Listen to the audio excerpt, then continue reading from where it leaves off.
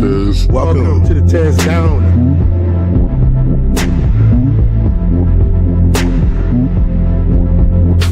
Welcome. I'm the Tez.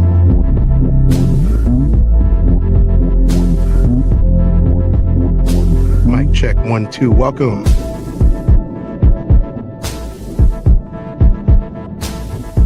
Welcome to the TezDown. Party time.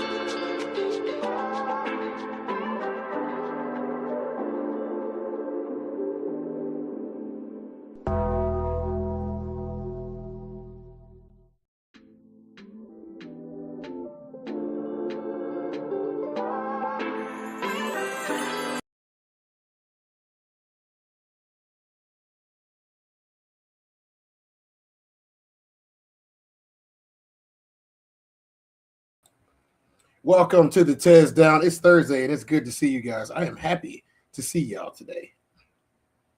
So today's show is a pretty important show, special show to me.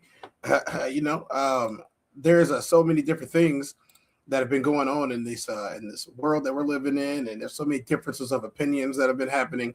And I just got to tell you, one of the main things, there it goes. Yeah, we in here. One of the main things that I want everybody to remember each and every day that they live their lives is that no matter what you think, no matter who you are, you have to make a choice. And if you don't make a choice will be made for you. And in today's episode, we're going to talk about how we are not divided. We're being played. We're going to hear some examples from some people that have the knowledge for us. We're going to see what they're talking about. We're going to hear the type of things that they go through. We're just going to dive into. We don't have too much time today. As y'all know, I do have another life that I got to get to. We're going to start with it bright and early. We're going to start with it bright and early. Let's go ahead and put our banner up.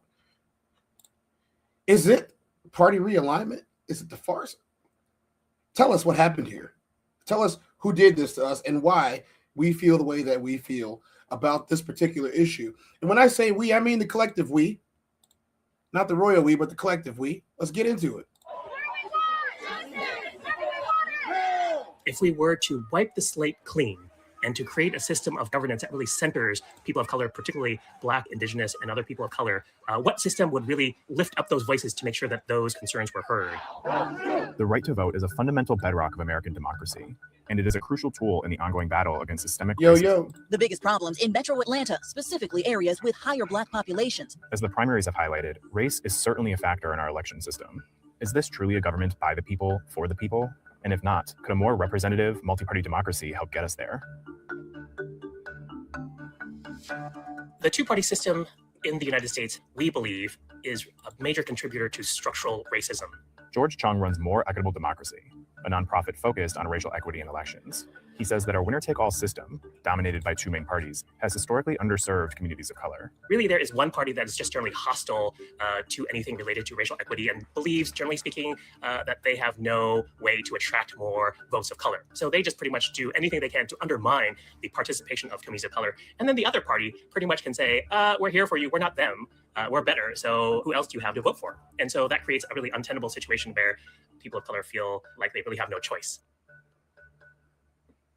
Congress is more diverse than ever, yet just over 20% of voting members are racial or ethnic minorities, in a country where about 40% of the population is non-white. The history of the Oval Office speaks for itself. Issues of voting inequities have repeatedly become lawsuits between Democrats and Republicans. In 2018, the Supreme Court held in place Texas voting maps that Democrats argued weakened the growing voting power of minorities. A year later, the court barred challenges to partisan gerrymandering altogether. George argues that a potential solution would be a proportional multi-party system for the U.S. House of Representatives, where instead of a winner-take-all between a Democrat or Republican, candidates from, say, 4 to 5 parties would compete and hold power, the number of seats allocated proportionally to the votes won by each party. This kind of representation would be similar to the systems in Ireland and Australia. Candidates for those parties could also compete for U.S. Senate seats and the White House using ranked choice voting, where voters list out their preference in order, and the winning candidate is determined by rank. These elections would not be proportional, though, since the offices are designed for single winners. We probably would still have a center-left political party at Democrats. We would have a center-right political party. I would call them an old-school Republican Party that really doesn't exist anymore. We probably would have a Tea Party or other very nationalistic party further to the right, and then maybe 1 or 2 parties further to the left. Ain't no power like the power of the people, because the power of the people don't stop. Say what? I think that this would provide an opportunity for a new party that really truly embraces racial equity as its main value. To really rise and really be the home for people of color who just feel disaffected by the two-party system. Minority political parties have historically existed, but their success in elections is often fleeting. Take the Raza Unida Party in the 1970s, which was comprised of Latinx political leaders in Texas and other southwestern states. They were able in certain city councils to win all of those seats because they were the majority. But once again, the challenge of a winner-take-all system puts pressure for those small political parties to really try to contest within the structure of the two-party system, as opposed to really blossoming and being able to really embody the hopes and dreams. So let me ask you a question. When you vote, are you voting for the person that looks like you, or are you paying attention to what they're talking about? And I'm not just talking about the presidential party, the presidential election. No, I'm not talking about those. I'm talking about the general elections in your neighborhoods. Does anybody vote for, let's just say, your HOA president? That is somebody that you get to vote for. Does anyone get to vote for the school board president? Do you get to vote for the school board president if you're in the district? This is a fact. So I'm asking, do you vote for your aldermen if you have them? Do you vote for your state senators? Then do you vote for your state senators for Congress? Your House of Representatives? Any of those smaller ones, your mayor even, your governor, do you vote in those elections? If you're not voting in those elections, then your political affiliation doesn't matter. You have to vote in those elections in order to get those electors, the people in place that are going to serve your interests better. My interests aren't being served very well. No, they're not going to be served very well. They're not going to, because you don't vote in the right elections. Now, I'm not telling anybody that they need to vote. I'm saying if you're going to complain about the way that things are, you should at least vote. If you don't care either way and you're going to make it and you're going to do your thing and you're going to be out there and you're going to make it happen, then you don't have to worry about voting. But don't complain if you're not getting something that you want, or a piece of legislation was passed that you don't have a say on. So if your kid can't wear bell bottoms to school and they want to wear bell bottoms to school, they can't wear the new shoes you bought them because they passed an order that you can't wear those shoes at school. You didn't do anything about it because you didn't elect anybody. You didn't vote. You didn't show up to the meetings. Your opinion was not heard until you got pissed off. You see how that works? Communities of color, because they have a path to building real political power. There's no constitutional precedent for a two-party system. In fact, it doesn't say anything about political parties at all. George Washington went so far as to speak out against them, but by the time he left office, two parties had formed, and we've operated that way ever since. If we really think about the challenges that we face in terms of reconciling with our racist history, having an electoral system that is at its core, it's about who sets the agenda and what policies that we pass and govern ourselves. We need to have equity built into that system, because without that, then communities of color and other minority groups will be forever on the outside, and we'll never get to a system that really embraces racial equity and provides. Now, see, that's a term that a lot of people haven't been bringing up, racial equity. What this means is that you are being represented by people who, at the very least, have the same kind of background as you. So they can at least understand what it is you're going through whenever it was that you were going through it. You see, that's an important thing. That's a very important thing. Well, why do we feel this way? Well, we feel this way because when we're under attack, by people making legislation about things that we do every single day that are normal, and we feel under attack about it, we can have someone that steps up and says, look at where I got to. Look at where I came from. I came from the same place as them. I did the exact same things. There is nothing wrong with that. And you guys aren't going to victimize it just because you're not just like them. So it really starts to come down to where are your values and morals really at? That's the real question. Let's keep it moving. Real opportunity for all of our communities.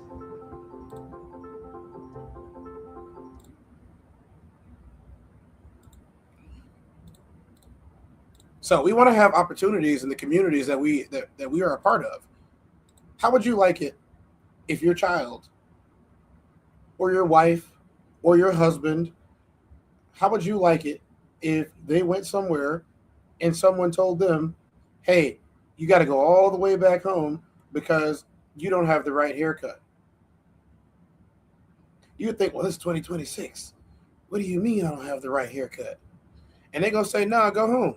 See, what you have to realize is anytime that anybody starts to step up and tell you about something that you have rights for, you should only have one answer for them. Doesn't make any sense. Too bad. They don't need to know. They don't need to know. And they're going to ask you again, I want you to go and do this. You have one answer. No. What? I said no. Why not? I don't want to. I don't want to. No. It's that simple.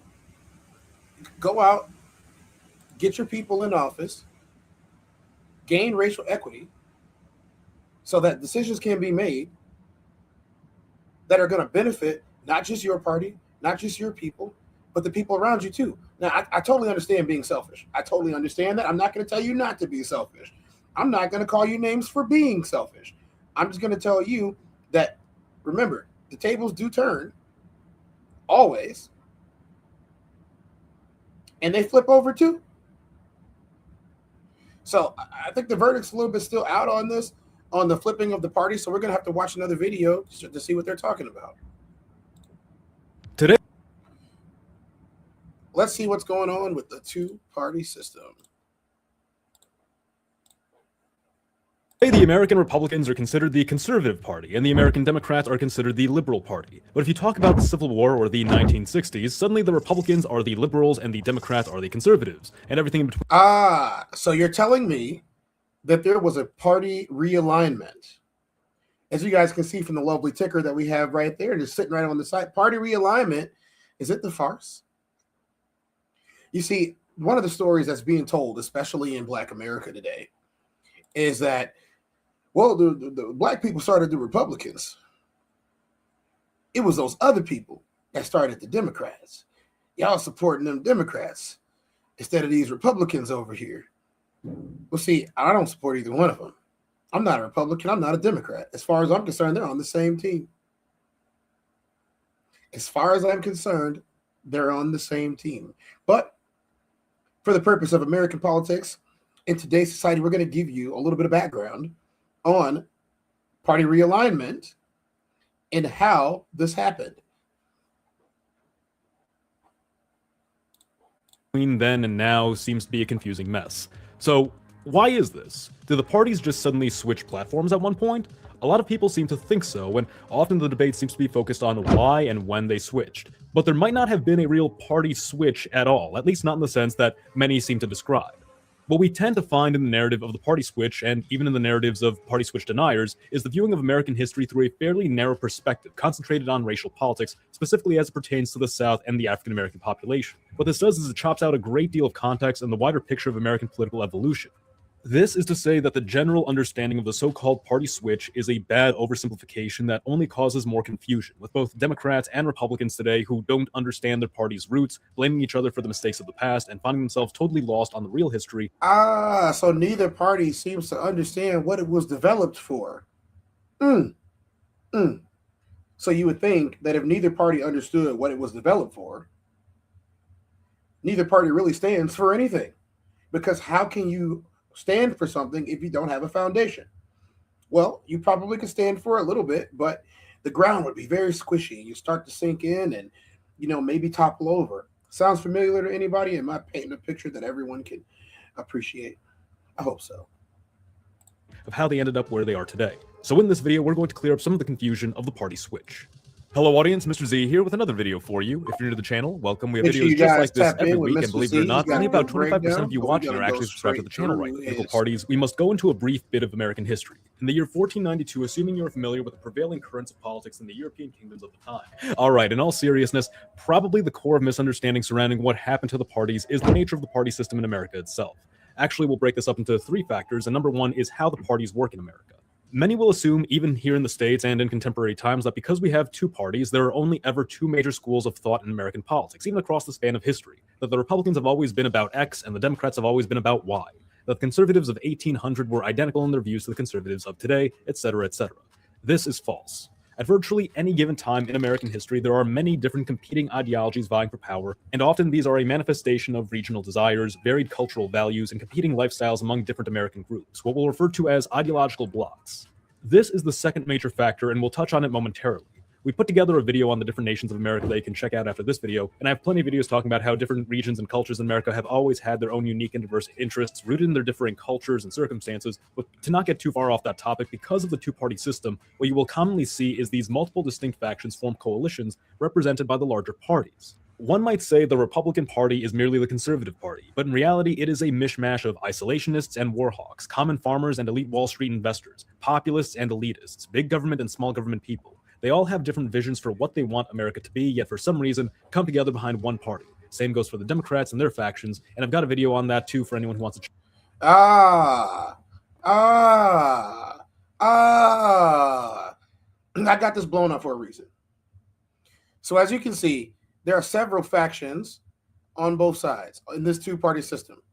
So while you may have the interests of yourself here, this part of the party may not have the same interests as you. So what are you forced to do except for run on one side or the other? And then lump together a bunch of other things that you probably don't care about at all, so you could get to 3 things that you actually do care about. So there's 19 things on here, but you're lumping yourself in with one party so you can get 1 or 2 or 3 of the 19 things that you want to get done. And it's the same on the other side. Doesn't matter which side we're talking about, because it's the same on both sides. Check it out. Sure, sometimes you get a reform party or a progressive party that aims to shake up the duality of the 2-party system. Sometimes one of the factions breaks the coalition to go out on its own, but generally speaking, the way you win is by hitching your wagon to the elephant or the donkey and hoping that you can steer it in the direction you want it to go, at least for a little while. Just remember there are probably 10 other guys all trying to steer in different directions as well. This already probably shines some light on what really happened during the so-called party switch, a reorientation of factions within the parties rather than the parties just switching ideologies or platforms, and that is in fact what we see. Now let's talk briefly about the different factions in America and their ideologies. I know I've already done this a couple times already, but yes, I do have a video on the evolution of ideology in America as well that you can watch for more in-depth analysis after this video. But to simplify things, let's just focus on 4 or 5 major political blocks. Okay, guys, this is that point in the show. This is that point in the show where I ask you guys to take care of business for me. We're going to continue. We're going to learn this together today. I'm going to learn something today. You guys are going to learn something today too. It's just how it goes. Hopefully everybody that is on their way to work, everybody that is on their lunch, thank you guys for stopping in and saying what's up to me. I appreciate it. Everybody who's at work now, thank you for watching me while I'm at work. Hopefully I can help you get through your day. right now, I need you guys to stop and hit that like button. I need you guys to stop and hit the like button and take a little bit of that inventory so we can go ahead and do that. You guys are over here telling me that I'm just talking about the government too much and I got all this going on. You know what you guys sound like? Blah, blah, gay sex, blah, blah, Congress. That's what you guys sound like. Yeah, no. We're talking about some real stuff today, and this is very important. So we're going to learn the different factions of the political system in the United States of America. Let's go. In the US. There is a bloc concentrated most heavily in the Northeast that is at present and generally always has been relatively well-educated, affluent, and mercantile, with tendencies towards socially liberal but economically conservative values. And it's true that the region was far more socially conservative then, though some might argue that this was less about conservative values and more about its proclivity toward hierarchy and conformity.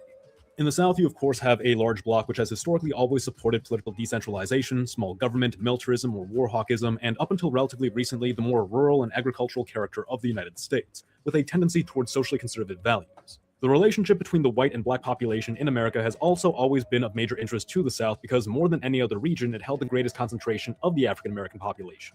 The black population of the South and later its diaspora across the rest of the country should also be considered a distinct voting bloc, which, having had to bear a history defined by enslavement and ostracism, generally seeks to advance its own power and security in the country, being highly skeptical of the other factions to treat them fairly. Voting patterns among African Americans are a bit of a complex issue as well, and I've also covered that in greater detail in this video here.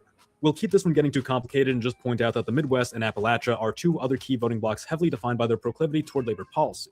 The Midwest having been the heart of American industrialization, and Appalachia having been a treasure trove of raw material which fueled the economy of this otherwise heavily underdeveloped and destitute region. Unlike their coastal neighbors, whose access to the sea contributed to their fixation on international trade and conquest, these internal lands of the Midwest and Appalachia have largely been more isolationist and fixated on internal developments rather than foreign venture. Now let's talk about how things got switched in the first place. Prior to the Civil War, new parties had greater viability. The Democratic and Republican parties, after all, were at one point new parties themselves. But in the aftermath of the Civil War, once the Republicans had won and reconsolidated power, the parties became less about specific ideologies and more just vessels for whatever ideology happened to have the most pull in the coalitions. The Democratic Party, founded by Andrew Jackson, started off with a mission that aligned perfectly with its name. It aimed to democratize, to expand political power to more Americans and decentralize authority away from the federal government to the states. Naturally, this attracted the South, and at the time what was much of the less developed and rural interior states. Jacksonian democracy opened up two separate doors. On the one side was the obvious fact that many Democrats began to emphasize the states' rights aspect of the party's doctrine, particularly as it related to Southern agrarianism. The South as a culture had always been fairly skeptical of federal intervention in state affairs, and quickly became a base of support for the early Democratic school of thought. Contrasting the lifestyle of the more urbanized Northeast, the Southern lifestyle was built on agriculture, and issues like free trade, rural living, and the practice of slavery were tied to this lifestyle, leading these issues to hold greater sway in Democratic circles, and as time went on, they pulled the party more toward a Southern-focused platform. The other door opened was that by expanding the franchise to the non-land-owning population across the country, the Democrats, despite developing a major base in the South, had made it virtually inevitable that the North would become the dominant region of the country. As with the outbreak of industrialization, its urban communities were seeing population growth and expansion on a level that the rural South simply couldn't compete with. And the two would in fact begin to compete. As the Democratic Party increasingly became a tool for promoting Southern influence, the North established its own party in the form of the Republican Party, standing on a series of interests which explicitly appeal to the average Northerner, from economic protectionism to federal infrastructure investment to homesteading to, of course, the gradual or immediate eradication of slavery. The Republican Party pulled behind it the Northeast, the Midwest, and the Far West, and occasionally parts of Appalachia, which at times were torn between its ties to the culture of the South and its preference of Northern Republican politics. So the North wins the Civil War, and the Southern Democrats and the Democratic Party in general are utterly sidelined from major political influence for a long time. With the country rapidly changing and there only really being one viable political party outside of the South, ideologies begin to evolve. You have agrarian populists in the heartland, you have labor unionists and socialists popping up in the Midwest, classical liberals emerging from the North at large, the list goes on. And some of these groups would eventually form their own political parties, but it soon became clear that the odds of a third party winning a national level election were slim to none. So members and elements of these ideologies work their way into the Democratic and Republican parties, and the ideology that ends up taking over the Republican Party is progressivism. The progressives were an evolutionary step in moderate Republican politics, because remember, American republicanism by this point wasn't just a party, but also an ideology. And basically, the progressives who drew upon some of the ideology of these other factions made the Republican Party more in favor of labor, alleviating social ills, cracking down on corruption, etc. Well, with the Southern Democrats still basically persona non grata, not holding much influence outside of the South, that same progressive ideology ends up becoming the leading faction in the Democratic Party too, with many Democrats outside of the South eventually embracing progressivism as representative of the values the party was founded on, giving more to the common people but through an activist government. For a time, you basically have the two parties championing the same policies with minor tweaks, though it should be emphasized this is only the case at the national level. At the regional level, you still see different factions leading the regional wings of their parties. These Southern-focused Redeemers or Proto-Dixiecrat Democrats still in the Southeast, while the Labor wing of the party in Appalachia came to embrace more progressive ideals. The Republican Party underwent a significant transformation after World War I, as fiscal conservatives gained control, offering an appealing alternative to the progressivism that had dominated American politics during and after the Great War.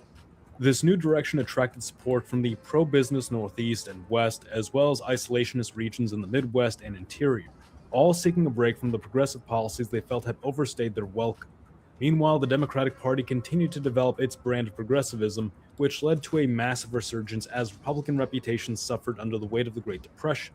The New Deal strand of progressivism championed by FDR became the cornerstone of the Democratic platform, uniting a broad coalition that included socially conservative Southern Democrats, elite social liberals, urban minorities, labor unions, and even some former Republican progressives disillusioned with their party's increasingly pro-business stance. During this period, the Republicans found themselves with little influence, relying primarily on northeastern fiscal conservatives and non-interventionist socially conservative rural Midwesterners as their base.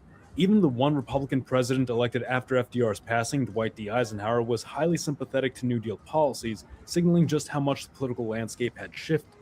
But the first major fissure in the Democratic coalition appeared after World War II, with the death of FDR and the ascension of Harry Truman, who prioritized civil rights reform over the traditional New Deal focus on economic issues.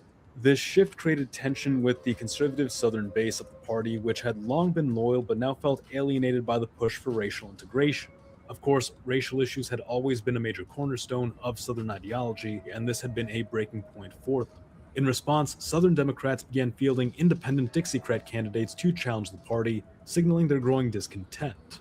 At the same time, the Republican Party was in the midst of its own transformation, struggling to hold together its socially liberal northeastern wing and the more conservative interior communities. The 1964 election was a pivotal moment, with conservative candidate Barry Goldwater losing to New Deal loyalist Lyndon Baines Johnson.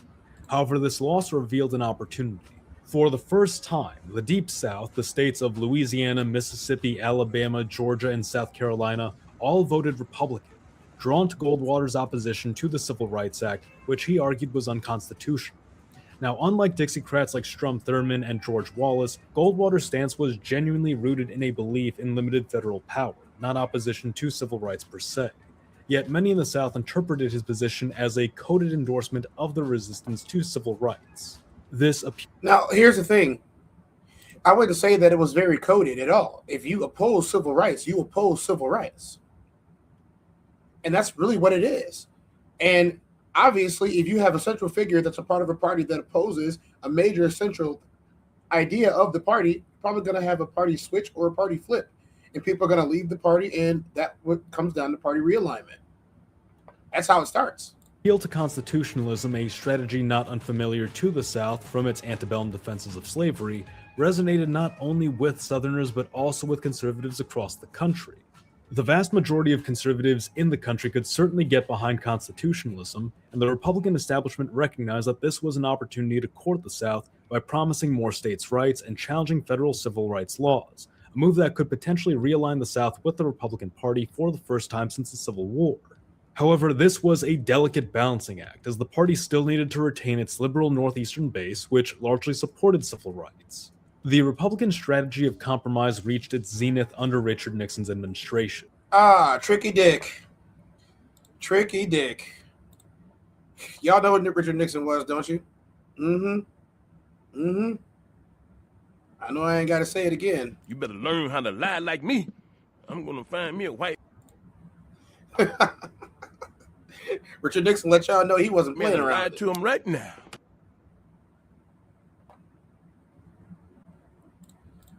Nixon managed to appeal to various factions across the country by promising deregulation to the business interests of the North, tax cuts to the suburban middle class of the Midwest, and small government and states' rights to the South. For many in the South, this was interpreted as a green light to push back against federal civil rights politics, even as Nixon quietly continued to advance racial integration.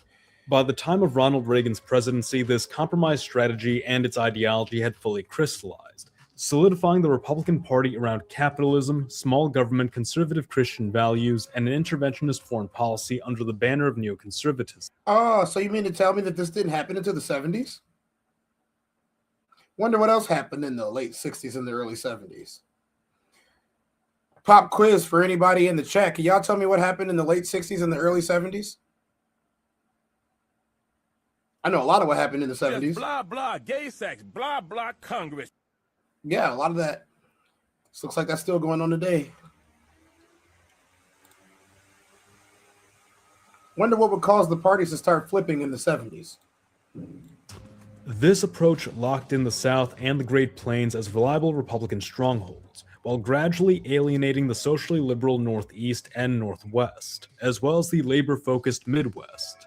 These alienated regions in turn were courted by the neoliberal faction of the Democratic Party, which appealed to both the business interests and social values of the coast while also promoting union rights in the Midwest.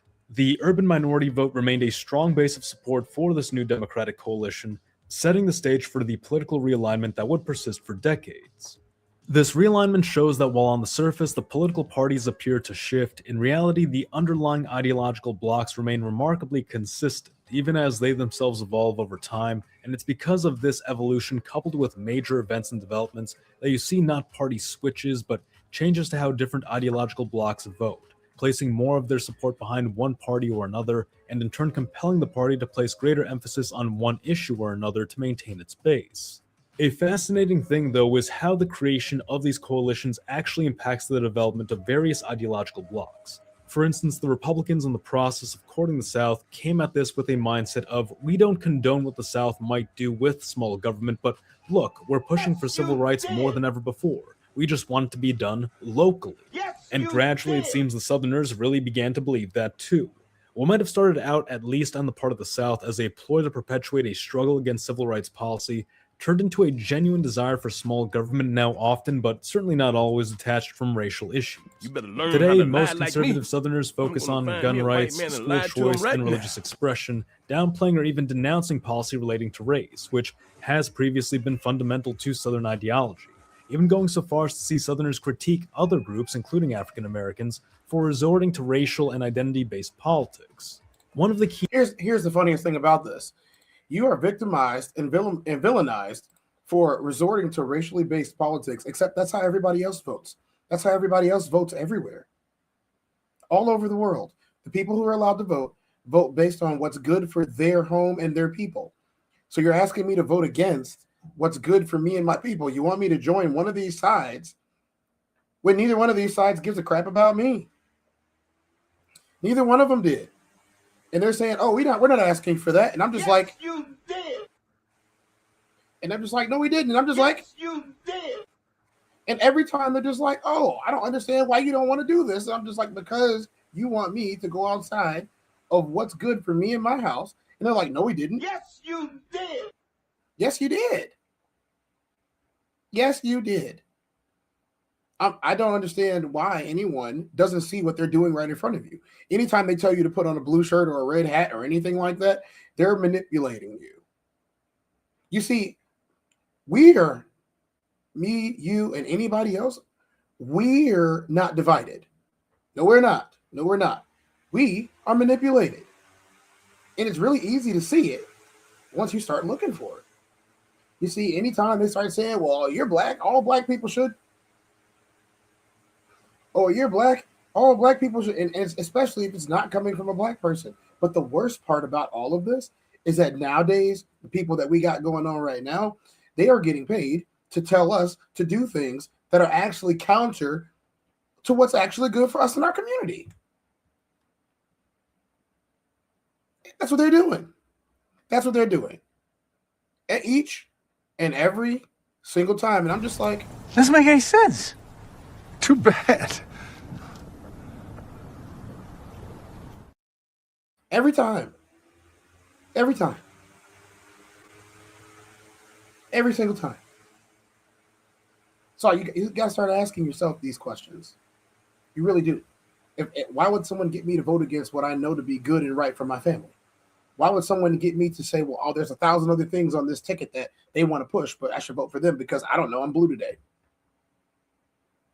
Last time I checked, I wasn't very blue.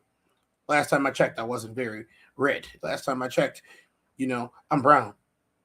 That's the last time I checked. Where's the brown party at? Anybody know? Is there a brown party? Is there a brown party? Okay. Let's just keep it moving. The issues with this is that it at times leads to a form of denialism, where some Southerners insist that slavery and segregation were purely democratic ideologies, not Southern ones, and that responsibility for those actions lies squarely with the Democratic Party, seemingly oblivious to the irony of such a statement. It's crucial to recognize that slavery and segregation were rooted in Southern culture and ideology, not party lines. Though this being said, modern Southerners had nothing to do with that. Yet this has not stopped modern liberal Democrats from demonizing the Southerners, and modern Southerners shifting blame to the Democrats. There ought to you see how they control you? That's how they control you. That's how they divide you.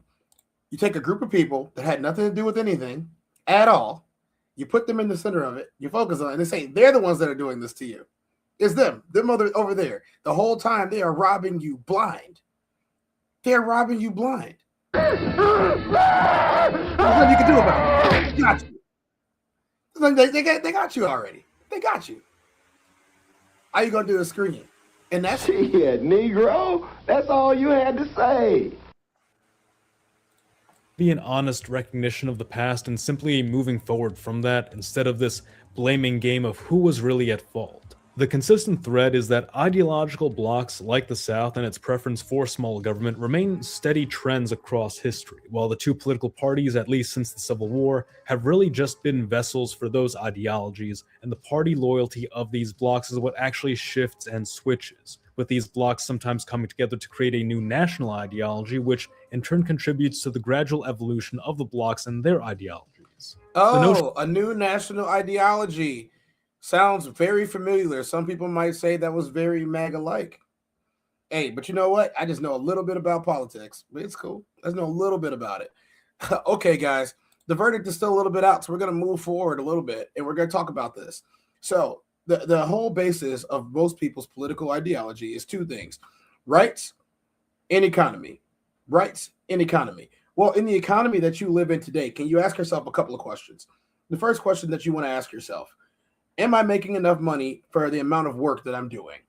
That's number one. Number two, do the government services that my taxes pay for actually benefit me, or do they benefit only others? That's number two.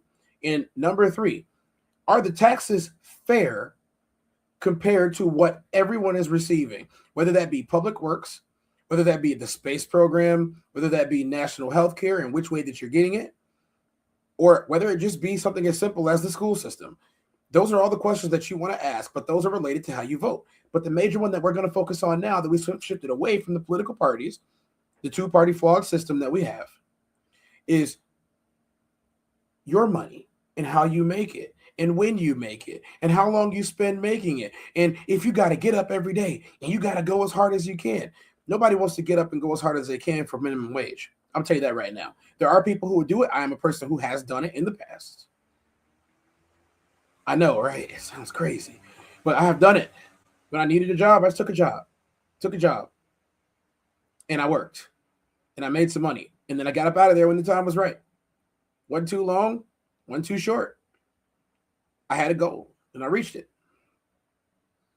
Let me tell you what I saw: people calling off every day, people not showing up, not dressed correctly, looking unkempt and disheveled, looking like they just rolled out of bed. That's usually what happens at minimum wage. And then the people have the nerve to come in and say, I got bad service. Well, you got bad service, all right. You know, they had no care at all. Kay says, neither party has any kind of coherent ideology other than gaining power and protecting capital. That's right, Kay. Blue hand carrot, red hand stick. Same party, two faces. Exactly. That's my whole point. Same party, two faces. We are arguing over the same thing.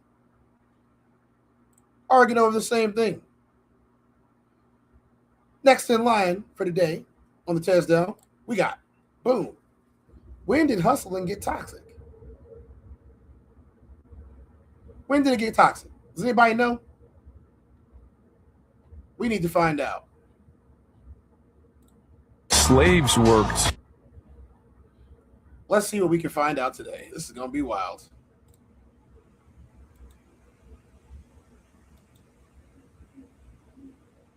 slaves worked all the hours they were awake for their entire lives. I think, like, if they can do it, so can I. If you're a man, and you're single, right, no kids, you're not working at least 80 hours a week, the fact is that you're lazy. 99% of people have no excuse for not being able to make 10 grand a month.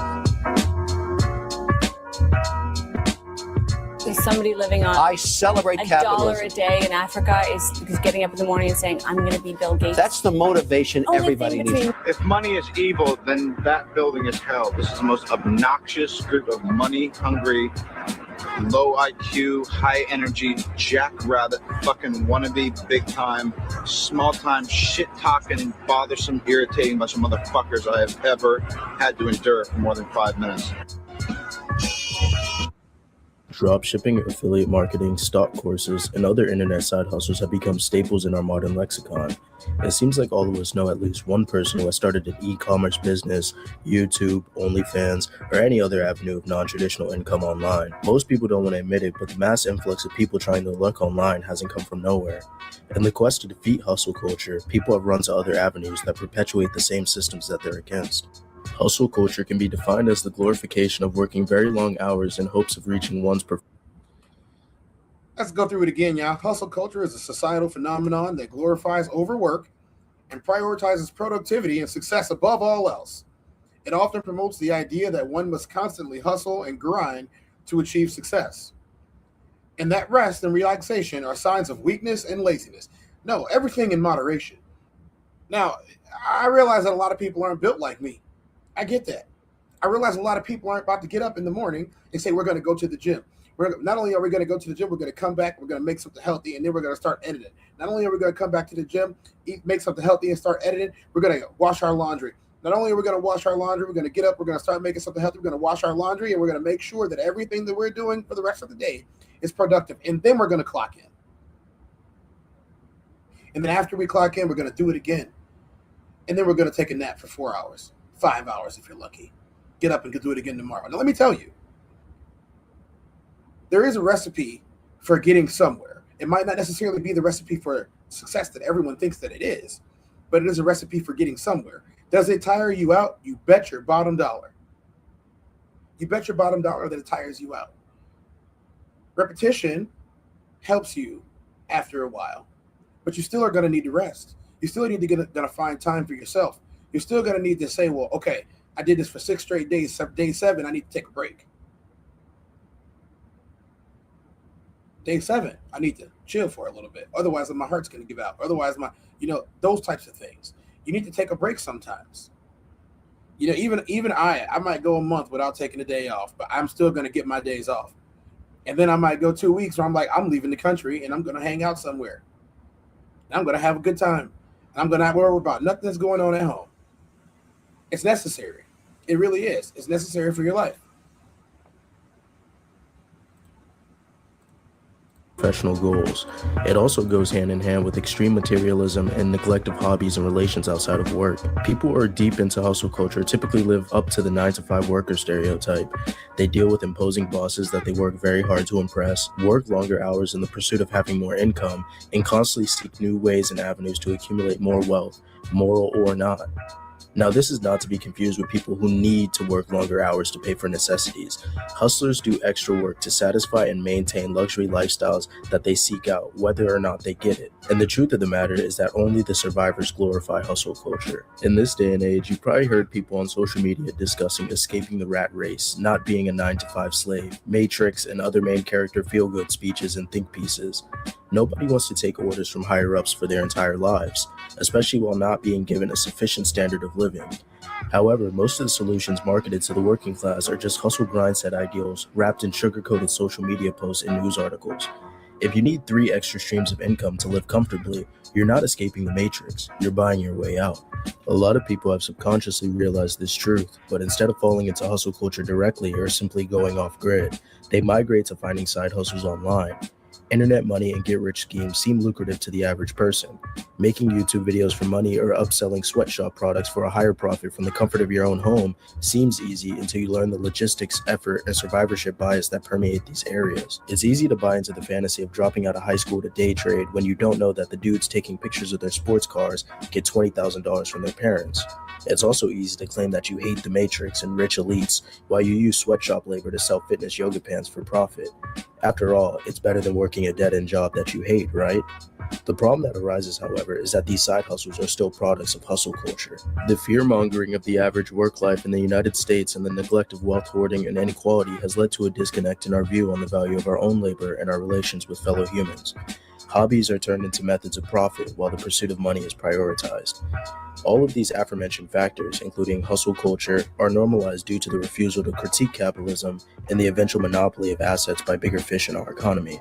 Instead of calling for regulations, workers' rights, or less... Now, guys, one of the things that I definitely want to point out, and I heard that while I ran, y'all could hear it in my voice. Had to run. I had somebody at the door, y'all. That's strange. I don't like when that happens. People just show up, don't know who they are while they're knocking on your door. Let me tell you, one of the things that I heard while I was away was that this phenomenon of hustle culture that we have going on right now is so people can maintain a luxurious style of living that they think that they're owed and that they deserve. So this isn't necessary per se. It really isn't. They're doing this so they can maintain an image for people that they don't even like. Work hours, the opposite path is to adapt and rationalize. Why complain about systems supposedly out of your control when you can work 80-hour weeks and build yourself up to be Jeff Bezos? Those union workers are so entitled, they're lucky to even have jobs. You don't have to be a communist to call out the end game of capitalism. However, in the United States, you will be ostracized and labeled as such. Hard work pays off is a popular quote used amongst Americans and is further perpetuated by the people who have made it.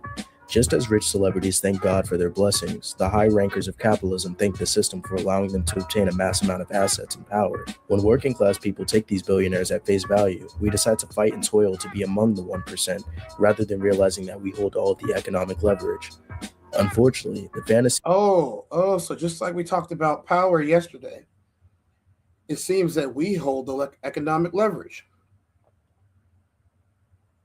It holds that it looks like we hold the economic leverage. So what are they going to do if we start saying no? What are we going to do if we stop consuming their stuff? What are we going to do if, I don't know, instead of taking the bus, we all bought cars, we all walked to work, we carpooled with our friends and our other people that we're hanging out with? What happens then? What happens then if we all take a stand and say we're not putting up with it anymore? Then what? Well, they're going to have to bow down to the consumer, right? Or they go broke. You see, we feed them, we clothe them, we serve them, we entertain them, we make them money by feeling good about the things that we accomplish. They are not accomplishing anything. They are not doing anything. They're sitting there and they're letting their money double, triple, quadruple, gain off the percentages. And then what do? They say, thank God that I got all this money. Anybody could get this money. So you're telling me that there's Somalians in Somalia right now who makes $1 a day, and he think he's gonna be the next Bill Gates? It's possible, but let's be honest, it's not plausible. See, if they can sell you a dream, if they can sell you anybody's dream, and you buy it, they got richer off you buying that dream. They got richer off you thinking that, oh, I could be just like them. Why would you want to be just like them? Just be yourself. Just be yourself. Just be happy with what you got. And then build on it. But you're gonna off yourself in the form of labor? For who? For what? For why? No, never in my lifetime. That hey, Tiz, do you want to go ahead and do and be? No. What? I said no. Why not? I don't want to. I don't want to. It's that simple. Oh, why don't you have a McLaren? I don't want one. I don't need one.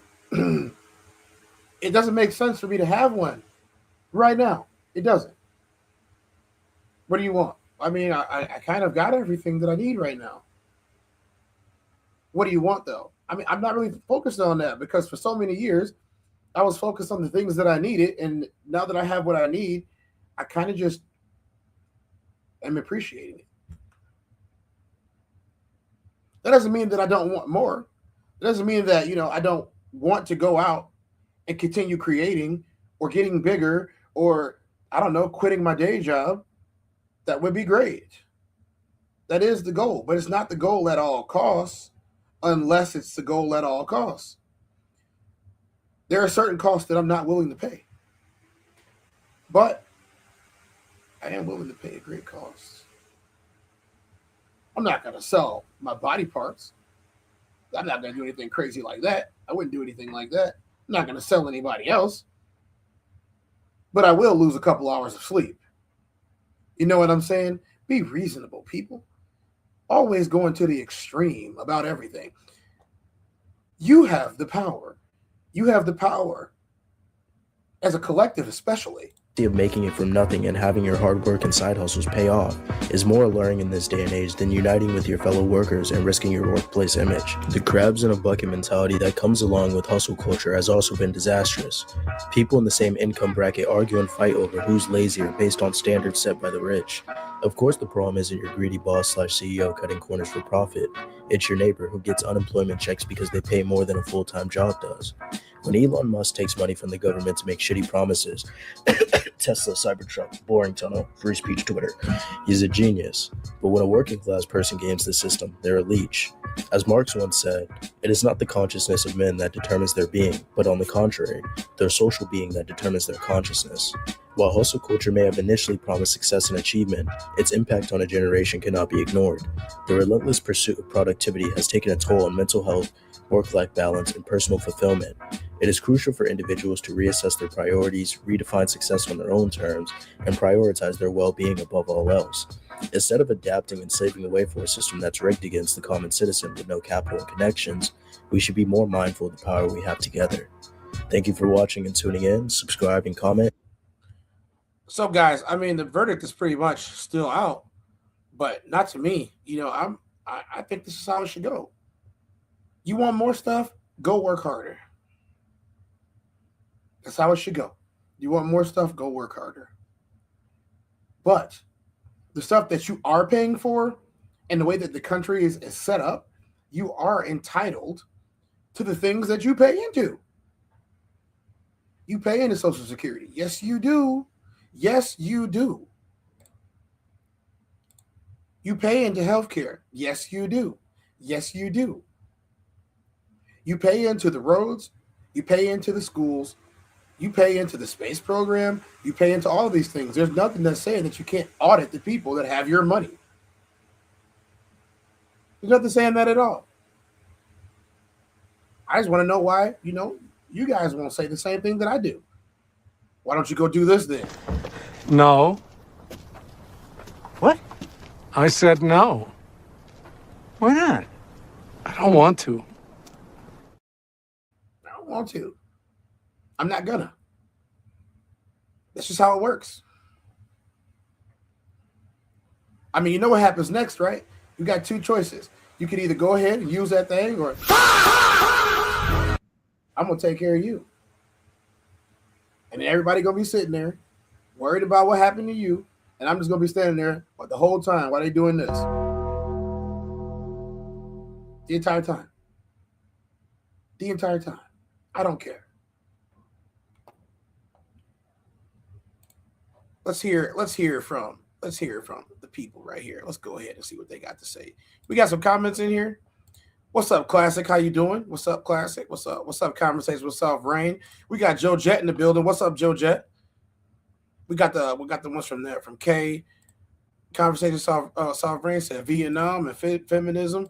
Make sure you guys tune in to the prelude to the Valentine's Day live show tonight on the RSC channel. You guys go ahead and do that. Classic's in here. And again, we got Roxy. Hey, Rock. Hey, again, I'm back. Sorry, had to run to the milk to the store. Okay. Okay. All right. Well, that being said, we had a show that's coming up. And if you're in the Chicagoland area, or even if you're not in the Chicagoland area, hotel rooms ain't that expensive right now. I mean, like, if you got it, you got it. If you don't, you don't. Win any type of way.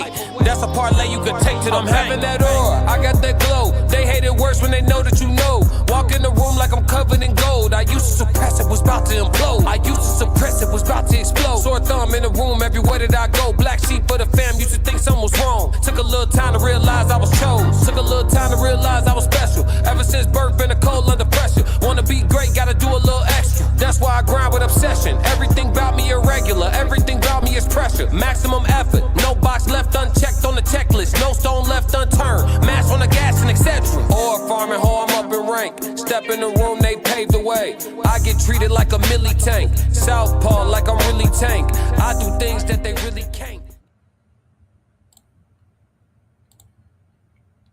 So you guys get your tickets. I'm gonna be there. The guys are gonna be there. The lovely conversation with Soft Rain is gonna be there. It's gonna be a blast. We're gonna make sure it's nice and fun on Valentine's Day weekend, and hopefully you and a sweetie or somebody that you meet will have a good time. And even if y'all don't, enjoy the people around you. Enjoy the space that's there. There's gonna be some good music, classics performing. It's gonna be a good time. So the question, if you guys are just now joining us on today's episode of the TezDown, is when did hustle culture get so toxic? And we're gonna join the podcast, Is Hustle Culture Toxic, by Terry Griffin and his people right now. We're only gonna be on one of their segments.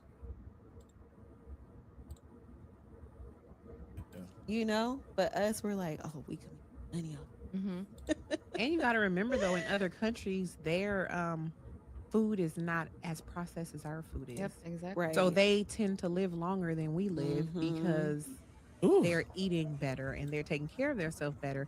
So they can work hard and hustle and enjoy what they worked hard for because their lifespan is longer than ours. Yeah. When is the last time you guys felt like overwhelmed? Oh, I got a good story. Like from like the hustle, from being on, it's a thing to always show up. So when is the last time like you've been like overwhelmed, like in this entrepreneur experience? I have a good story for this one. So it was probably in November of last year. Like I maybe it was October. I did like 5 hours worth of recording. And it was fresh off of 12-hour shifts, so I was already exhausted. And by the end of the shift, I had felt so drained and so just out of body, and I just wanted to cry. So I sat in my car and I cried for like a good 30 to 40 minutes because it was just I didn't feel well. Right. And the next day I canceled everything. I had more recordings. I canceled recordings, appointments because I needed to be at home, and it was just too much on my mental and energetically. I think a lot of people don't understand that when we're podcasting, it's a transaction, and a lot of us talking to these people is active listening. So by the end of 5 hours, I was more than drained. Not only did I deal with a team of 34 people and strategically planning on how to make sure that I'm meeting my goals, but then I came and exerted myself in that way. And then I was supposed to do it again. There was just no way. I damn near wanted to quit because it was just, I didn't understand. Podcasting. Yeah. You're like, I ain't going to do. Oh, she wanted to quit podcasting? Did you have guilt? Did you feel guilt of like canceling? Because a lot of times when we put ourselves first or when we do some shit for ourselves, we feel guilty. Yeah. So like, did you, in that moment when you canceled, did you feel guilty? I don't think it was guilt. I felt like a failure. Okay. Because we live in a culture where it's like you can have it all if you work hard enough. Yeah.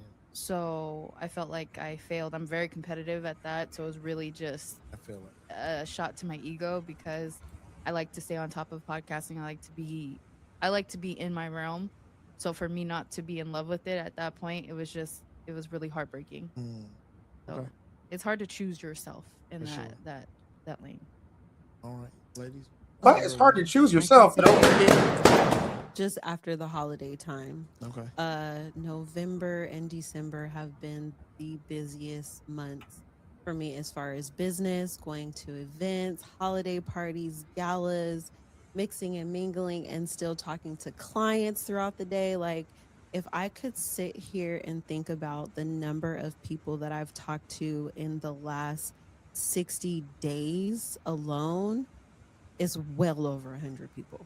Like over 100 conversations had, connecting with people, networking, mixing and mingling, and showing up and being fully present to listen and talk, to be able to receive what it is that I'm even in that room for. Yeah. So like today, I'm literally on fumes. I'm going to admit I had a sip of an energy drink after. Anytime people offer me an energy drink, I say no, because 10 years ago, it's been well over 10 years since I have an energy drink. And today I took 2 sips because I'm that tired. Relapse. Yeah. Yes, I know, I feel bad. I'm sorry, bad influence. But no, it's because You could have told me no, but you ain't had to come to this motherfucking podcast. But no, but Like, it's no. one of, no, I know, but there's things that you have to show up for. Okay. You know what I'm saying? And like, you show up for me and I'm showing up for you. Just like I was like this year, I'm only showing up for people who show up for me, period. I that. can't overextend anymore. that. I can't do last minute. Like, if you knew 3 months ago and you're telling me yesterday that is tomorrow, I can't. Like, my life is not set up like that. Like, I have to move things around. Yeah. So like, that's me putting a boundary. I remember asking you a respecting my own goddamn time, thing. because as an entrepreneur, you're like, I don't want to miss it. Like, that could have been my shot. I could have met so and so. I could have did this. I could have that. Yeah. But like right now, I'm like, I'm tired, but I'm showing up and I'm fully here and I'm fully present, because this is what I want for myself. This is what I've been working for. But definitely taking some time off just to regroup. Like, I planned out my year so that lets me feel a little more at ease, and it's not me just flying at the seat of my parents right now. For sure. So yeah, I'm overwhelmed now, but I'm going to reel it in. I'll be okay. And we're gonna, and LaRonda, I have to say, the last time this happened to me, she was like, it's okay to say no. Get your rest. You don't have to come. You don't. And I'm like, I know, I'm coming though. Well, shit, Negro, that's all you had to say. That's all you had to say. Doesn't make any sense. Too bad. That's all you had to say. You know, because it's like, for me, if I say I'm going to do something, I'm going to do it. And I don't want to, like, if I say no, I can't just know, like, oh, she really can't. She really can't. Yeah, she you know can't. what I'm saying? Like, I'm not making up excuses. It's just like, I genuinely will just sit there like, you know? So, yeah. I want to. No, I ain't got no problem. I ain't got no problem telling somebody whether I can or cannot do something. No problem whatsoever. She's like, oh, I feel so obligated. Oh, I'm so tired. I'm just like, No. What? I said no. Why not? I don't want to. that's it. I don't want to. Again, sometimes you have to learn how to actually speak to people and keep it 100 with them. It is not offensive for you to tell somebody no. See, my last time feeling overwhelmed like that was September. It was in 2023, so a little before September, but it was like the combination of me wearing many hats. It was me working a 9-to-5, being an entrepreneur, being a mother, being a wife, and doing all of that stuff and pouring into everybody else and not myself. Right. Hey, so today I kind of want to talk about the hustle culture. In today's time, a lot of us just think hustle, right? We always have to be on the go, on the move, selling, working, like, oh, I sleep when I die type situation, right? That's what's embedded in us as entrepreneurs and what they say. And so I just want to kind of talk about that. Let me know, what is your perspective on the hustle culture? I don't know, y'all. You know what? I think it can be very toxic at times. For sure. Just to keep going until you burn yourself out is just not smart. Because we do need to rest, we do need to sleep, we need all those things to be able to be successful and of value. So I think we as entrepreneurs have to change the hustle culture a little bit. Like, it's good to hustle, but also put yourself first and make sure you're good. Because if you're not physically, mentally able, nothing is going to flow at all. And I've learned just from my own personal experience of just being mentally exhausted, burnt out, and it's not conducive to the hustle at all. But we are out here betting on ourselves. And like, just before I came here, I was a little late because I took a client. I was like, you want me to say no to money? What? Well, I'm glad we were running a little late. It worked out perfect. Like, what the fuck? Yeah, I agree with Charnay. It's very toxic. That's like one of the, you have to go to this unlearn and relearn phase of your life where you unlearn a lot of the toxic things that you're taught as a child. And sleeping when you die, like, what the heck? Like, when you really break that down and think about it, you like, really? What the hell? So you want me to work my butt off and not enjoy any of the things that I worked hard for? Hey, Because look, I know we're gonna do it again. Look, you ain't got to say any of that to anybody ever. All you got to say. No. What? I said no. Why not? I don't want to. That's it. And hustling 24/7. That means I'm not eating like I'm supposed to. I'm not exercising like I'm supposed to. I'm not hydrating myself, and I'm not taking care of my mental. And taking care of your mental is like one of the most important things that you need to do so that you can do everything else. So I definitely had to kind of transition from that. And words are very powerful. And I don't want to say stuff like that. I'll rest when I'm dead. Like, what the hell? Are you serious? Yeah. That sounds crazy. Yeah. It really does. But I think it's because we're Americans. Like, there's a couple people that I know that are not Americans. They're like from London or from different parts of the world. They have a different perspective. They think it's a positive. Like, we think it's negative because we're in that kind of environment.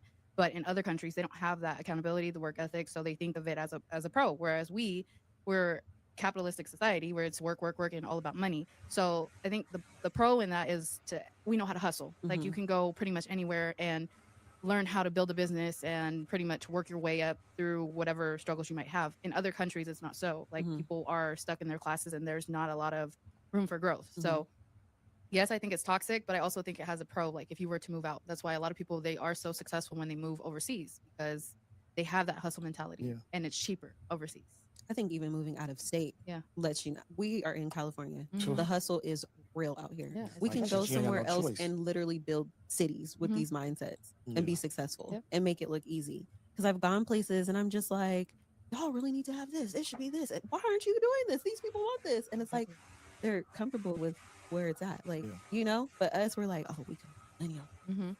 And you got to remember, though, in other countries, their food is not as processed as our food is. Yep, exactly. Right. So they tend to live longer than we live because they're eating better and they're taking care of themselves better. So they can work hard and hustle and enjoy what they worked hard for because their lifespan is longer than ours. When is the last time you guys felt like overwhelmed? Oh, I got a good story. Like, from like the hustle, from being on, like it's a thing to always show up. So when is the last time like you've been like overwhelmed, like in this entrepreneur experience? I have a good story for this one. So it was probably in November of last year. Like, Okay, so we already heard her say this part. Guys, come on. Come on now. Come on. Y'all really think that everybody is just working because they want to work? People aren't working because they want to work. That's why everybody's looking for online jobs. We already found this. And most of these people aren't even really trying to impress you by doing so. Most of us who work every day or all the time, we're just trying to survive. We're trying to make a way so we can do something else that we actually want to do. So I'm not about to demonize somebody for not grinding all day long, but I also am going to tell them if they're not grinding enough. There's a sweet spot to all of this, y'all. You don't want to work until it kills you, but at the same time, you don't want to not work at all because you're going to get fat, lazy, and sloppy, and that's just how it works. And who wants to be around fat, lazy, and sloppy? Nobody. Not me, not you, nobody else. But so if somebody tries to tell me, well, I need to do this not just for my mental health, it's got nothing to do with my mental health, I just don't want to do nothing at all. I don't want, and I'm like, okay, cool. You ain't gotta, you don't have to want to do anything. Just know that if you're not being taken care of, the only person whose fault it is yours. Now, I'm not talking about things that we're entitled to. I started off the conversation by talking about what your real entitlements are. You do have real entitlements based on the country that you live in. You do. And you should, especially if you're paying taxes to a government that's supposed to be taking care of these things because I don't know, they promised to do so. So let's wipe that there. I'm just saying, if you want a McLaren, go get you a McLaren. I don't know. I just like my car that I got right now. I want to make sure that car runs just fine. It can take me up and down the road, take me where I need to go, look nice, park it outside, that type of thing. That's all I need right now. That's what I'm focused on. You got to manage your own wants, not your needs. We ain't talking about needs here. We're talking about these wants that everybody seems to have. Let's hear it from somebody who's famous. Let's see what they have to say. But before we do that, I want y'all to do me a favor. We got another segment that we're gonna do right now. It's a short segment. I want everybody to get up. Who's up? If you can.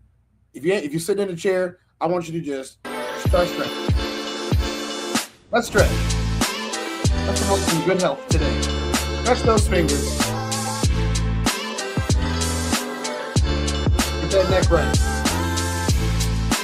Let's roll it out.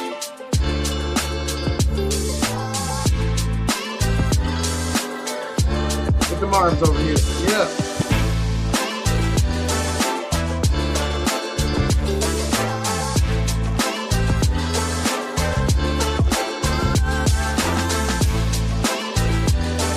All right, that's all we need. Yeah.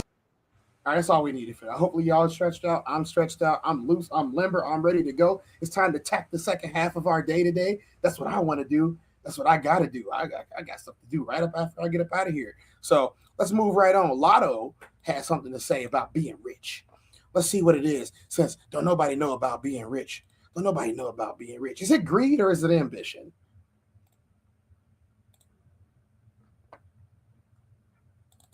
My family is a millionaire. Like, I really did that. What does it feel like to be able to buy almost anything you want? It's kind of boring. Why? I was a millionaire at 21. So it's like you grow up fast. I think I get the most like fun spoiling everybody around me now. It's boring. I don't get fun, don't get me wrong. True happiness. That fast. Because we don't have money, we chase it. Like, okay, I gotta get this money. Then when you get the money, it's like, damn, now what? You know? And I don't even have billions yet. Yeah, it just get old fast. Do you feel like you'll ever get to a point where you have a different perspective or a different relationship with money? Of course, I want more. Like, what was that classic? Blah, blah, gay sex, blah, blah, Congress. I know. I want it to be like a generational thing. But I also just be like, dang, like, am I just gonna be like chasing money forever? Maybe if you would have came into that first million later in your life, you'd have a different appreciation. Yeah, I Because don't most know. people don't touch $1 million at 21. Right.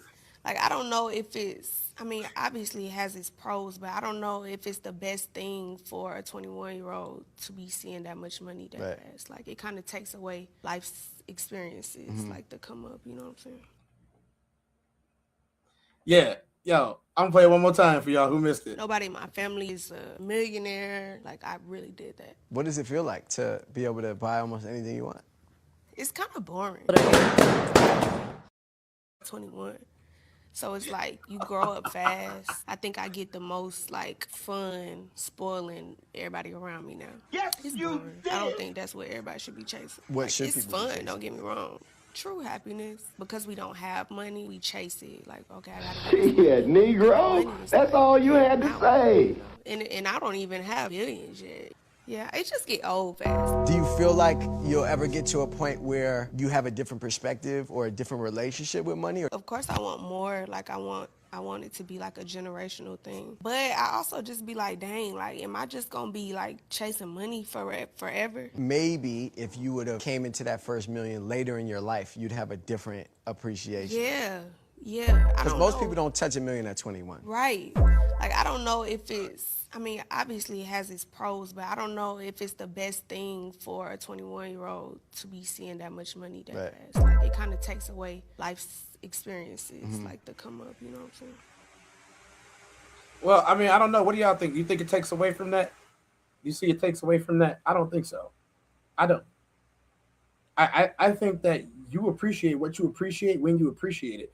And if you can't appreciate something, it's because you had a different mindset about going about it. If I ever was to get millions of dollars, I'm thinking about ways to make sure that I am good, I am taken care of, I got the nice things that I can relax in. You know, I walk into the place and I feel like I'm like I'm cozy. That's what I like, and that's what I'm trying to do. But also, my mom's gonna be fine. My dad's gonna be fine. My nieces and nephews are gonna be fine. You know, my kids, you know, whatever future kids, whatever, they'll be fine. Everybody's gonna be fine because I'm solid. If I'm solid, everybody else is gonna be fine. That's influence. I can build the influence the right way. I'm not about to lord over them while they have nothing and I have everything, but I will. I'm not gonna say they got the exact same stuff as me, because obviously if they didn't work for it, they won't have the exact same stuff as me. Don't try to be entitled to what somebody got if you're not willing to put no work in. If you're able-bodied, you don't have anything. I feel like I'm able-bodied. Now let's face the facts here. Not everybody is able-bodied out there, and people who try to say they're able-bodied, I've seen what you look like. You ain't been to the gym in 15 years. When the last time you ran full speed? You're not able-bodied. Okay, moving on from there. We might have been created equal, but we sure didn't stay that way. Now, did we? No, we didn't. Just keeping it 100. Got to. But if you somehow get there, and I'll say why she didn't appreciate it. Because she got there for nothing. Her success was handed to her. I'm not saying that she didn't listen to the people that were handling her. I'm just saying that when your success is handed to you, you don't really appreciate it the same way as somebody who got it out the mud. You don't. This is why kingdoms tend to fall when people inherit thrones rather than win them. That's why. Go ahead, let's get Lotto up off the screen. We got somebody else we're going to look at and see what they got to say. Bye, Lotto. Lotto was out of here today. I would rather hear from a different artist. Wouldn't y'all? Y'all want to hear from a different artist too? I got the perfect artist to listen to. I promised this. I promised this today, so we're going to go ahead and make it happen. Been a while since we've seen him, but it's cool. World is such a, and when I say this world, I mean it. I don't mean in an ideal sense. I mean in every day, every little thing you do. It's such a gimme. Everybody back off. You know, everybody's like, you taught that from school, everywhere. Big business. You want to be successful? You want to be like Trump? Gimme. Push. Step. Crush. That's how it all is. And it's like, nobody ever stopped. Just, you know, I feel like instead of us just being like, slavery's bad, bad whitey. I mean, all right, let's stop that. And everybody's smart enough to know that, I mean, we've been slighted and we want ours. And I don't mean by like ours, 40 acres in the mule, because we're past that. But we need help. I mean, for us to be on our own 2 feet, us meaning youth or us meaning black people, whatever you want to take it from. For us to be on our own 2 feet, we do need help. Because we have been here. We have been a good friend. If you want to make it a relationship type thing, we have been there. And now we deserve our payback. It's like you got a friend that you don't never look out for. You know, you dressed up in jewels. Now Americans got jewels and they paid and everything. And they lending money to everybody except us. And it's like, you know, everybody need a little help on their way to being, you know, self-reliant. You know what I'm saying? That's the whole thing about the album, about the Special Olympics. Everybody need a little something and they to be independent. No independent person just grew up and was born independent. You worked and you learned teamwork and you learned cooperation and unity and struggle, and then you became independent. And we have to teach that and instill that. And why is it that they want to do that? I mean, if this is truly a melting pot in the country where we care about it and Lady Liberty got a hand like this, she really loves us, then we really need to be like that. And it needs to be the black kids. If there's a white person who got money, then you need to help them. You need to help black kids, Mexican kids, Korean kids, whatever. But it needs to be real. And it needs to be before we all die. And then you say, oh, I made a mistake. We should have gave them some money. We really should have helped these folks. It's going to be too late. You know what I'm saying? And then that's when you got to pay your own karma. And that's when God make you punish. When God punishes you. Because I feel like, you know, it's too much money here. I mean, nobody should be hitting Lotto for 36 million and we got people starving in the streets. That is not idealistic. That's just real. That is just stupid. There's no way Michael Jackson should have, or whoever Jackson, should have $1 million, $1 billion, and then there's people starving. There's no way. There's no way. These people should own planes and their people don't have houses, apartments, shacks, drawers, pants. If they earned it, then I think that's good. I think that they deserve it. But even if you earned it, you still owe. Because look at me, I don't have that mega money, but I feel guilty walking by somebody. I got to give them some mail. And if I know I got $3,000 in my pocket, I feel like it's wrong to give that person $0.25 or $1. It's wrong. Only you know what you got in your pocket. and that's wrong. No matter what they do, if they take it and drink it, they take it and drink it. You understand? And we all know how hard it is, and it's not about if you good or you bad. So since it's not about if you good or you bad, we know that because he don't got, don't mean he was bad, or don't mean he's a criminal, or don't mean he's crazy, or a drug addict, or none of that. It just means he don't got. And ain't it bad that you got 30? I mean, can you imagine somebody having $32 million? $32 million, and this person has nothing, and you can sleep, you can still go to the movies about, I mean, and then these are the type of people that get humanitarian awards, millionaires. How can they be humanitarians? By the fact that they millionaires and there's so many poor people shows how unhumane they are. You know what I'm saying? And that bugs me. Not saying that when I'm never gonna be rich, and you know what I'm saying, but I'm saying it's a struggle, and I think everybody deserves it. And I think there's a way to pay these people. I think there is a way. It just takes to be revolutionary, and it takes to do something out of the ordinary. You know what I'm saying? Like, I think that if we just said, okay, I got an idea.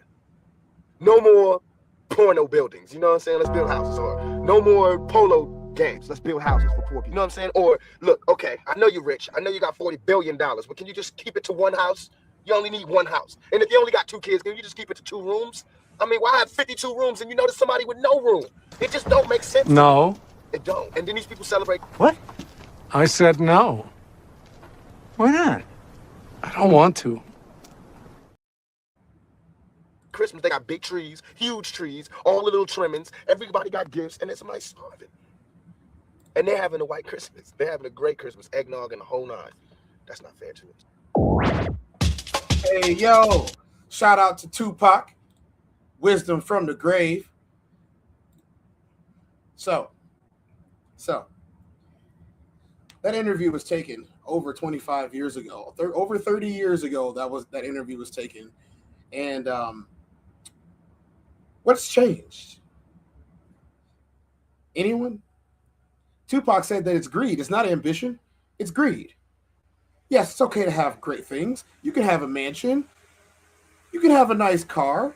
You can have nice clothes. Nobody said you couldn't. But do you need all of them? Do you need all of them? Tupac said that if he has $3,500 in his pocket, it's weird to give someone 35 cents. Now, here's the thing. Nobody is saying that you have to give them anything. But it's just a little weird. You know, that you need all of it. It's just a little bit, you know. Just a little bit. I'm inclined to agree with Tupac. Let's get to the chat. What's up, chat? What's up, chat? Do I got something else for the chat? We're gonna read some of the chat, interact with the chat today, y'all. Y'all ready for that? Y'all want to do that? Y'all want to interact with the chat? Y'all tired of me talking about the government and all of that? Blah blah gay sex, blah blah Congress. Y'all tired of that? Are you sure? I don't remember asking you a goddamn thing. Anyway, hey man, be nice to my chat. Be nice to my chat. I didn't ask for that. Yes, you did. Hey man. Anyway. Let's why don't we read the chat?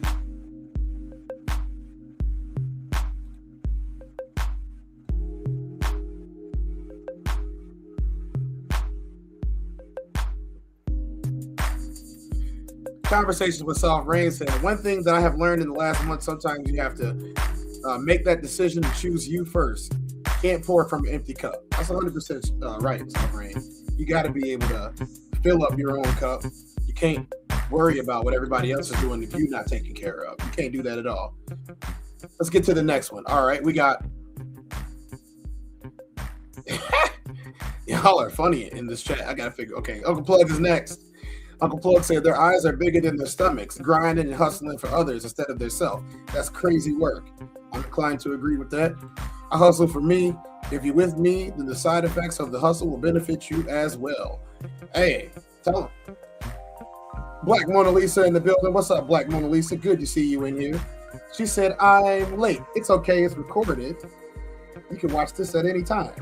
So, on a moment like right now, when you're probably sitting in your car, you could turn me up just a little bit, let your windows up, turn your heat on or your AC, depending on what season it is. Or if it's nice outside where you live, let those windows down, let that breeze into your hair, and let my voice fill your ears. You should do this every day. You will enlighten yourself, and you will make me smile. And as you can see, it's a pretty good smile to have. The Classic Code says, she tweaking hard. Americans are extremely lazy by comparison. I think I have to agree with you, Classic. Classic said, Cap, the food is way better. The chocolate sister is on point. Yeah, she said it. When you leave to go overseas, the food is better. And I am inclined to agree. Lisa said, we lazy as hell. We want things so fast, but not by having to work for it. Plug says, facts, lazy AMF, you dig? What does it say? What does it say? What did he say? Yes, you did.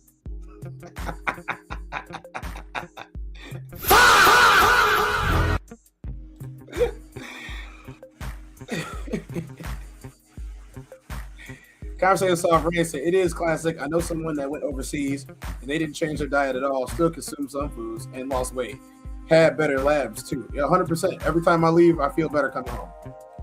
Absolutely no preservatives at all. They don't even have regular refrigerators in most common spaces, and most of the restaurants don't use them. Everything is fresh. They keep them on ice. Classic said, fire, fire, fire. Conversation with Soft Rain said, I feel most Americans like fast and easy money. Classic said that stretch break is perfect. Yeah, it was, wasn't it? I loved it. Hey, yo! Black Mona Lisa said that felt good. That felt good. It sure did. It sure did.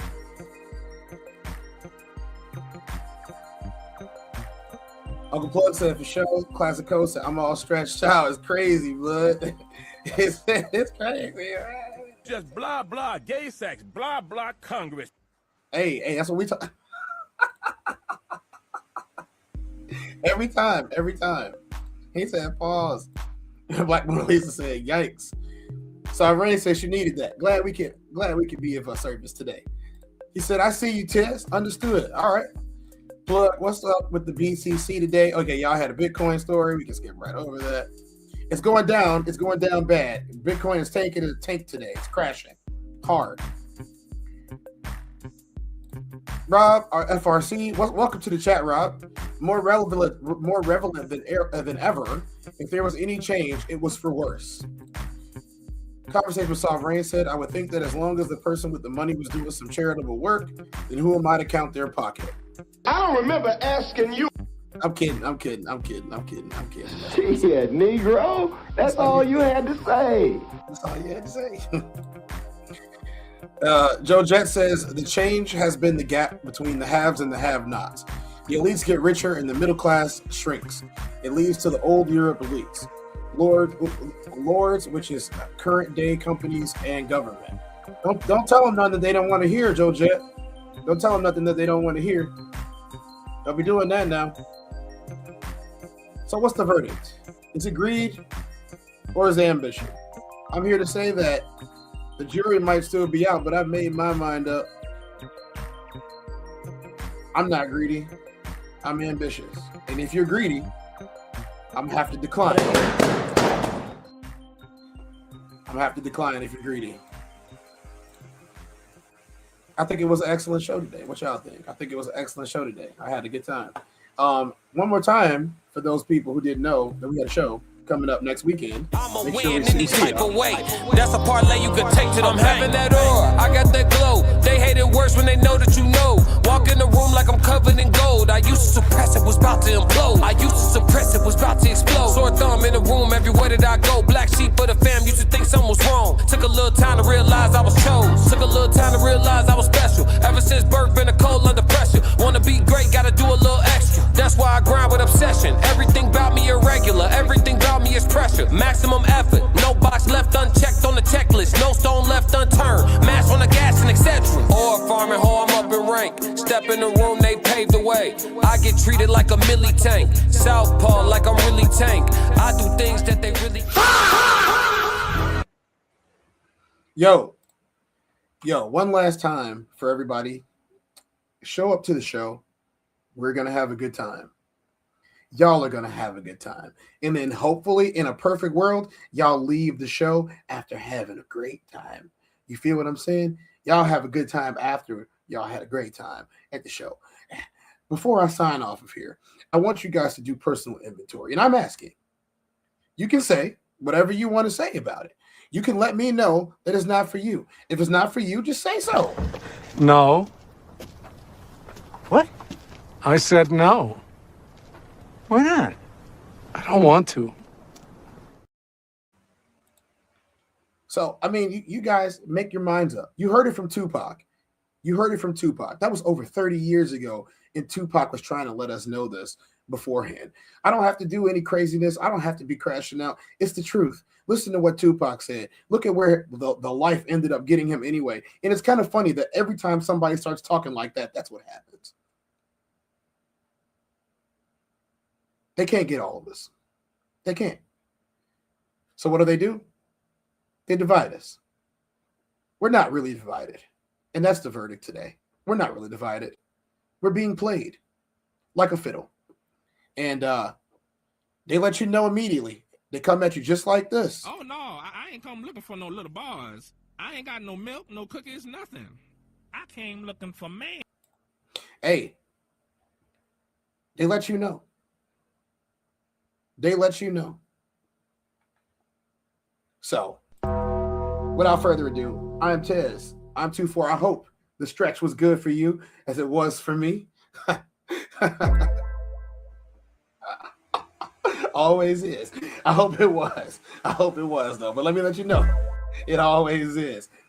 I'm Tez. I'm 2-4. Y'all have a good rest of y'all day. Why don't you change somebody's life today, even if it's just your own?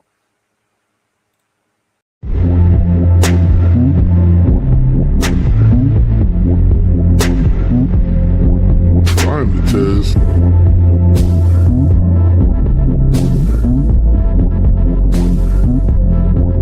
I'm the Tez. Welcome to the TezDown.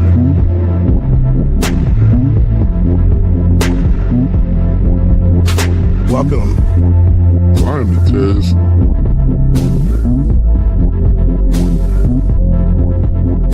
Mic check 1 2. Welcome.